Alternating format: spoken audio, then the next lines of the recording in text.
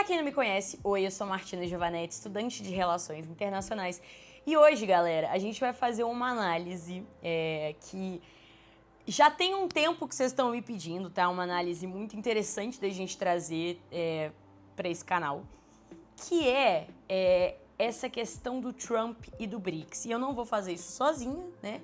Hoje a minha análise vai ser em conjunto com esses maravilhosos aqui, esses divos, Leon e Nilce, tá? O Leon, pelo que eu sei, eu acho que é ele, porque me corrigiram no último vídeo, mas o Leon é formado em RI e a Nilce em jornalismo, acredito eu. Então aqui o papo vai ser de alto nível, né? O papo vai ser assim... É uma das poucas vezes que eu vou assistir um influencer grande falar sobre RI e não vai falar merda.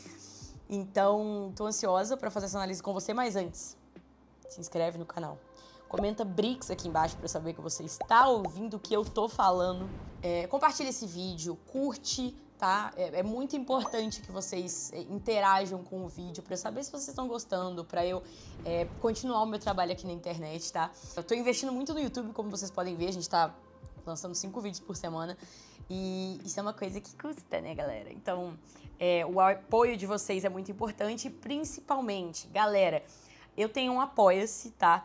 Onde você apoia o meu trabalho e em troca você ganha conteúdos exclusivos. Tem grupo no Telegram comigo, tem análise em podcast toda semana. Essa análise que a gente vai fazer aqui no vídeo hoje, tem essas análises semanalmente, tá? Em formato de podcast pra galera do Apoia-se. Tem pílula de RI, onde eu explico conceitos semanalmente pra você sobre RI também. Eu faço indicações de leitura, de documentário, de filme, de série. Tem a ver com RI toda sexta-feira pra você ver aí no seu final de semana. Tem os nomezinhos aparecendo aqui nos créditos no final do vídeo e você tem acesso às lives na íntegra. Isso sem contar várias outras coisas que a gente tá pretendendo lançar aí. Então, não perde tempo, o link do meu Apoia-se tá aqui na descrição e é muito importante para apoiar o meu trabalho, beleza? Sem mais delongas, né, vamos reagir aos meus divos, Leon e Nilce. Ai, tô tão feliz que vocês gostaram desse vídeo, bora! Quero saber o que vocês acham da pressão que os Estados Unidos está fazendo no BRICS, com as taxações e se isso pode acabar com o BRICS. É o Anderson Gustavo perguntando. Tem que falar o nome das pessoas. É, o Anderson Gustavo. Na verdade, não tem uma pressão direta no BRICS ainda. Claro que tem uma retórica já, mas o que a gente sabe que foi aprovado em termos de imposto, primeiro, ele passou 10% em cima de tudo da China, que é um grande país, aliás, o maior país do BRICS, segundo maior do mundo. E ele também está taxando agora alumínio e aço, que tem impacto para países do BRIC, né? Ele aumentou a taxação em 25%, se eu não me engano. Sendo que, até onde eu sei, o Brasil é o segundo exportador de aço para os Estados Unidos. Se eu não me engano, primeiro é Canadá, depois é Brasil, depois é México. Claro que isso afeta esses países de forma indireta, mas ainda não tem uma medida que está sendo tomada contra eles. E eu, de fato... Vamos lá, eu falei disso uma vez num vídeo, mas eu vou aprofundar aqui hoje. O que o Trump tá fazendo ele aposta muito numa retórica incisiva e numa retórica forte, numa retórica muito acima daquilo que ele pode fazer de fato, como poder de presidente mesmo, tanto internamente quanto externamente. O que isso significa? Ele tá pagando pra ver, mano. Primeiro que ele quer dar essa impressão de que ele pode fazer muito mais do que ele de fato pode. Então ele sai falando um monte de coisa, um monte de coisa, e é tanta informação e é tanta coisa junta, que primeiro que você nunca tem 100% de certeza do que de fato ele fez e do que de fato ele não fez. Às vezes ele assina uma coisa e volta atrás 2 dias depois, ou ele é barrado, enfim, pelos próprios poderes ali dentro dos Estados Unidos e tudo mais. E aí, só que esse voltar atrás não fica tão conhecido quanto esse discurso. Então o que pega, né? O que a gente tem... essas saudações, isso tudo não é coincidência, não é por acaso. O que eles fazem muito é testar a água. E testar a água com quem? Com os apoiadores dele, com quem financia a campanha dele, com a oposição. Então, assim, se o Musk fosse lá, fizesse uma saudação nazista e falar, e a galera que apoia ele, que apoia o Trump, a galera que financia a campanha do Trump, virasse e falasse assim, mano, você passou do ponto. Não, aí também calma aí. Ele ia parar e ele ia pro outro lado, entendeu? Só que ele já vem tendo atitudes que flertam com esse extremismo e tudo mais há muito tempo. Então, ele sabe que tá tudo bem. Ele sabe que não vai acontecer nada, sabe? Tipo assim, ele sabe que ele vai fazer isso e não vai gerar revolta da parte da galera dele. É por isso que ele faz. E ele tá cada vez indo mais longe pra ir testando a água de até onde ele pode ir. E o Trump tem muito disso também. Então eu acho que quando o Leon fala que sim, teve atitudes que influenciam o BRICS, mas ainda não uma taxação direta, ou enfim, um ataque direto, embargos que sejam diretamente por causa do BRICS, né? Isso tem muito a ver também com capacidade. E, mano, ele tem outras prioridades no momento. Ele tem que atacar outras coisas, sabe? E essa retórica dele é muito importante. E aí que entra o que o Leão falou. Ele tem a retórica. E no momento, é isso que importa. Ele precisa falar. Ele fala muito, entendeu? Ele fala. Ele fala pra caralho. Agora, se ele vai de fato fazer, ou se ele pode de fato fazer, é outra história. Não sei como essa coisa pode acontecer, porque eu acho que os Estados Unidos vai começar a sofrer uma pressão inflacionária. Já está sofrendo parcialmente por conta dessas tarifas que o Trump está subindo. Inflação nunca é um fator só, tá, gente? É sempre uma coisa entrelaçada de múltiplos fatores, é multifatorial. Os Estados Unidos agora, por exemplo, estão lidando com um problema gravíssimo da crise dos ovos. Não tem ovo, por conta da gripe aviária que tá à solta lá. A gripe aviária transmite, chega numa fazenda, você tem que sacrificar as galinhas, basicamente. Aí o mercado do ovo tá sofrendo. Isso resumindo de um jeito muito simples, porque tem todo um problema deles indenizarem e o produtor de ovo preferir deixar a doença se alastrar para conseguir uma indenização maior. No fim, esses preços vão subindo. Mas não é só o ovo que tá subindo lá, né? Eles registraram uma inflaçãozinha acima do que eles estavam esperando em janeiro. E boa parte disso também é consequência das medidas políticas tomadas, porque vão afetar diretamente o consumo. Só de você pensar 10% de tudo da China, e os Estados Unidos importa tudo da China. China e Canadá são os principais parceiros. Ele voltou atrás nas tarifas que ele ia impor especificamente para o México e para o Canadá, porque os dois países decidiram que iam aplicar a reciprocidade. Então, assim, não que iam aplicar a reciprocidade, mas que iam combater, de alguma forma, também com guerra tarifária. Agora, em relação aos BRICS, eu não sei até que ponto ele vai poder fazer qualquer coisa. O grande problema de medida tarifária para combater qualquer coisa é que tem um limite, que eventualmente a inflação dentro do seu país explode. Guerra tarifária é um recurso escasso. Tá? É um recurso com limite. E eu acho que ele já está, principalmente por conta dos problemas que os Estados Unidos está tendo, porque já vinha de inflação antes, né? A inflação estava na descendente, mas ainda estava. E também por conta dessa crise dos ovos, que nos Estados Unidos é uma base importante da culinária, E, gente, uma coisa importante da gente pontuar... Cadeia alimentar. Perdão. O limite nunca vai ser a população. Para políticos como o Trump... o limite nunca vai ser a população. Então, a população não tem ovo, a população não tem o que comer, a população não tem acesso à saúde, a população não tem acesso à educação, a população vive uma crise absurda com drogas, a população, que é a situação que os Estados Unidos já está, tá? Qual que é o limite da inflação? O mercado. Quando o mercado, quando os bilionários, quando a galera que incentiva financeiramente, que financia a campanha dele, começar a sentir no bolso essa inflação, aí ele resolve. Até lá, meu amor, não tem limite. É o café da manhã deles. Lá tudo tem ovo. Então eu acho que essa coisa tá mais complicada agora. Agora, o que pode acontecer de diferente, eu acho, é uma reorganização da ordem mundial, porque eu não sei qual o lugar que o BRICS vai assumir. Porque especula-se agora que o Trump vai querer negociar com Rússia e China, reconhecendo a nova configuração de poder do mundo, né? Uma nova ordem global multipolar. Isso é uma coisa que pode não acabar com o BRICS, mas forçar uma reformulação dele. Isso é que alguns teóricos de relações internacionais já falam e tal, que desde, se não me engano, o ano calculado 2017, algo do tipo assim, a gente não está mais numa ordem unipolar, tá? Global. A gente está numa ordem multipolar. O que é? A gente veio de uma... Depende de como você define polaridade também, tá, gente? Tem uma discussão toda aí que eu não vou entrar agora.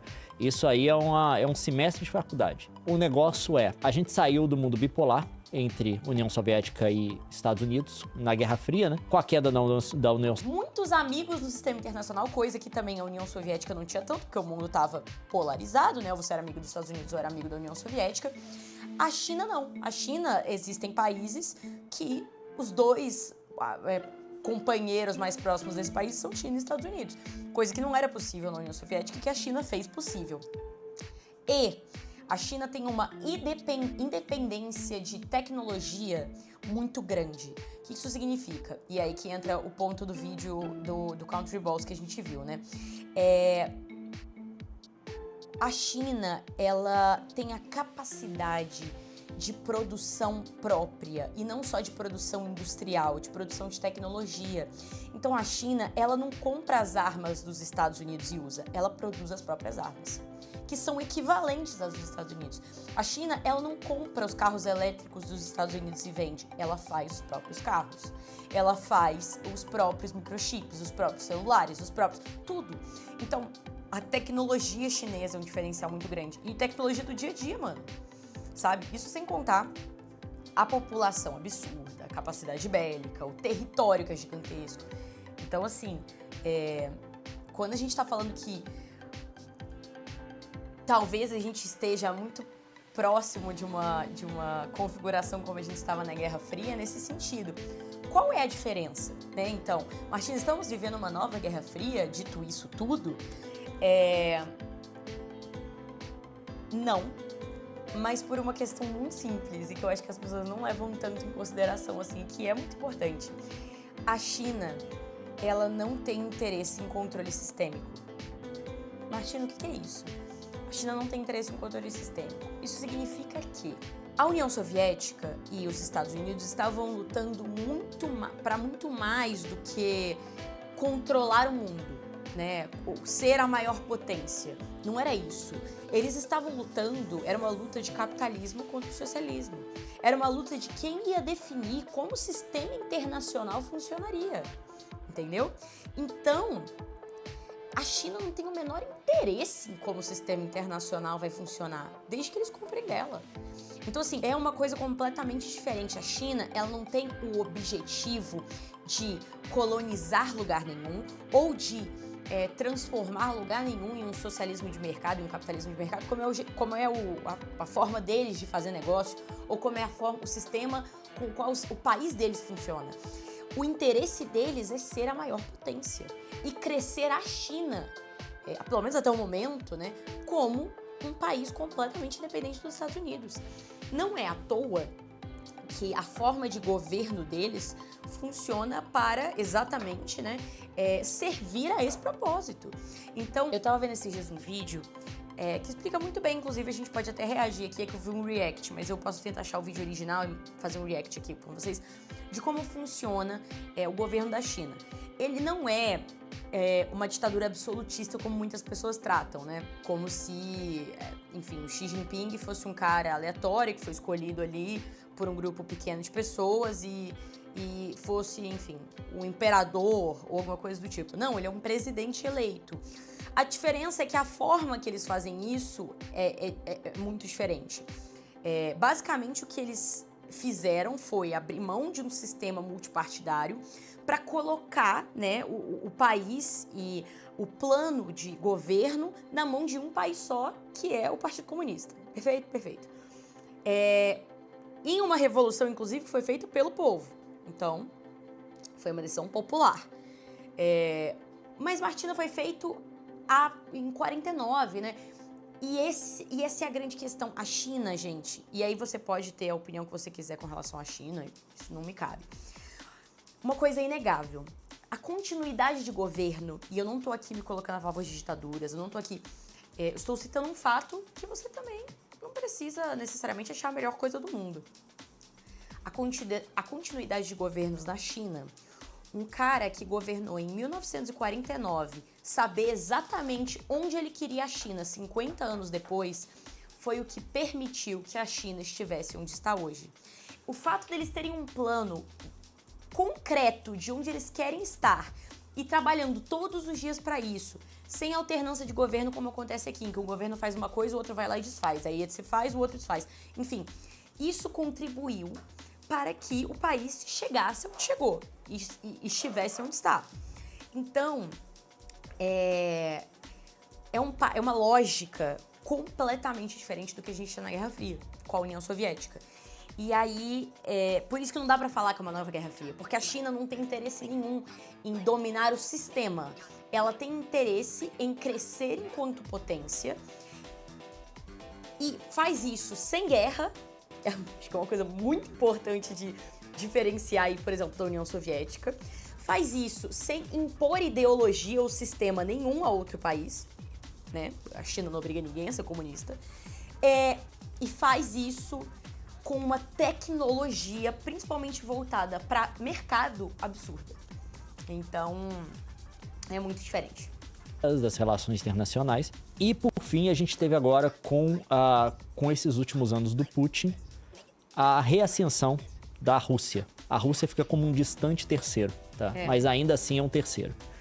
Isso porque, claro, a Rússia, se você pegar a economia dela, se não me engano, é menor que a do Brasil e coisa do tipo, mas tem várias coisas que você precisa analisar para entender o que é uma potência internacional, um país como potência, né? Gente, só aquele tamanho da Rússia já coloca ela como potência. É impossível você olhar para um país daquele tamanho e não enxergar uma potência. Tanto que não é à toa que existe uma relação quase que condicional ali entre a capacidade de um país de se tornar uma potência e o seu tamanho. Ah, Martina, mas o Japão é uma potência daquele tamanho e o Brasil, por exemplo, não é uma potência como é o Japão. Sim, não tô dizendo que é uma coisa obrigatória. Mas quando a gente vai ver as maiores potências que já existiram no mundo, pós-mercantilismo ali, com a aplicação do capitalismo, faz muita diferença você ter um território gigantesco. Isso sem contar a capacidade bélica, né? Como um polo. Tem coisas que beneficiam muito a Rússia. Primeiro, toda a tecnologia de guerra que ela já tinha, que ela herdou da União Soviética, toda a estrutura, todo o conhecimento, embora tenha perdido um pouco por má gestão ou falta de dinheiro. E ela tem também a posição geográfica, tá? Uma coisa que, por exemplo, o Brasil não tem. Ela consegue distribuir tropas por terra em vários cenários de guerra, tá? Oriente Médio, Leste... Isso sem contar isso. Com quantos países a Rússia faz fronteira, né? Tipo, é muito... E países muito importantes. Europeu, vai até ali, leste asiático, né? Se precisar. Então, isso dá um benefício grande para ela, para poder estar presente, caso necessário, em vários cenários de guerra. É um problema logístico, por exemplo, que se o Brasil quisesse se levantar como uma potência militar, ele teria e a Rússia não, porque a gente teria que ter capacidade de deslocar a nossa força para outros locais do mundo. É o problema que os Estados Unidos têm, por exemplo, por isso que tem que negociar base militar em vários locais do mundo. Então a Rússia é um terceiro. E os Estados Unidos vai sentar para redefinir essa ordem. Parece que o Trump tem essa consciência. E a redefinição dessa ordem pode também redefinir o papel do BRICS. O que vai ser do Brasil, sabe? Até porque o BRICS ele foi criado, gente, como um bloco de economias emergentes. Se você está sentado numa mesa em igualdade ali com os Estados Unidos, você já não é mais uma economia emergente, sabe? Você não é mais um país em desenvolvimento, você não é mais, sabe? E é engraçado porque, e aí a gente entra também um pouquinho de história, durante a Guerra Fria, a Rússia ela foi líder de um bloco que era o Three-Way, né? Tipo assim, a terceira via, que não se alinhava nem com o capitalismo estadunidense e nem com o socialismo soviético, né? A Rússia nunca teve uma posição de se alinhar, apesar de socialista, nunca teve uma posição de se alinhar cegamente à União Soviética, né?